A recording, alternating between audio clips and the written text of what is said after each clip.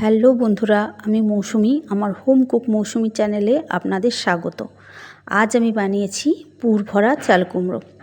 প্রথমে চাল কুমড়োগুলোকে ছাল ছাড়িয়ে বেগুনের মতো গোল গোল করে কেটে আবার মাঝ বরাবর কাট লাগিয়ে দেখুন আমি যেভাবে করেছি সেভাবে করে নিতে হবে।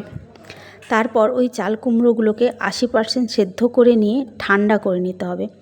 আর একটা মশলা বানিয়েছি, তার মধ্যে 2 চামচ সর্ষে, 2 চামচ পোস্ত, একটা পেঁয়াজ, 4টে কাঁচা লঙ্কা, 5 কোয়া রসুন একসাথে মিক্সিতে পেস্ট করে নিয়ে